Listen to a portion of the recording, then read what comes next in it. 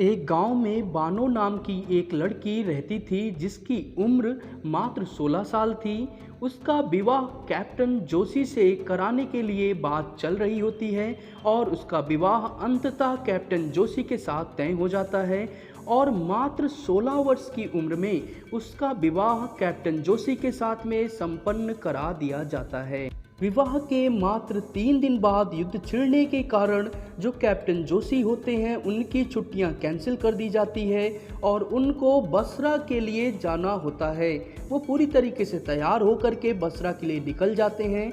उधर इनकी जो सास होती हैं वो इनको परेशान करना शुरू कर देती है, साथ ही साथ परिवार के अन्य सदस्य भी इसको परेशान करते हैं। कोई कहता है कि तुम्हारा पति अब नहीं आएगा तो कोई कुछ और। इन सभी बातों को सुन करके बानो बहुत ज़्यादा दुखी हो जाती है और क्षय रोग से ग्रसित हो जाती है।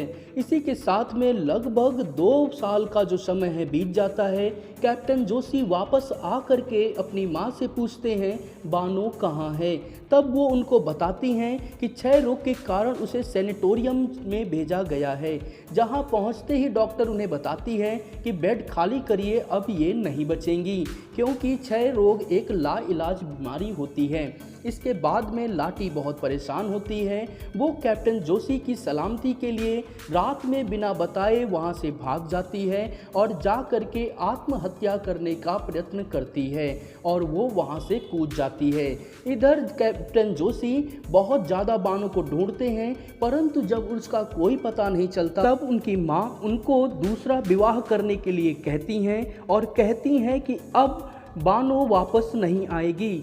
इसके बाद में कैप्टन का विवाह प्रभा के साथ में संपन्न कराया जाता है और हंसी खुशी रहते रहते 16 साल बीत जाते हैं। इनके 2 पुत्र और एक बेटी भी होती हैं। उसके बाद ये घूमने के लिए नैनीताल गए होते हैं जहां पंडितों के साथ में इन्हें बानो भी नजर आती है, लेकिन बानो इन्हें पहचान नहीं पाती।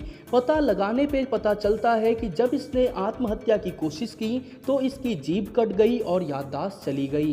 इतने में बानो वहां से चली जाती है। इसके बाद में कैप्टन जो होते हैं वो सोचने लगते हैं कि क्या इस बात को बताया जाए या यहीं ख़त्म कर दें।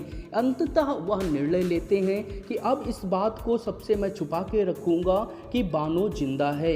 बाद में पता चलता है कि बानो का अब नाम लाटी पड़ गया है। लाटी का अर्थ होता है कटी जीभ वाली, और बानो भी साधु संतों के साथ में हंसी खुशी रहने लगती है।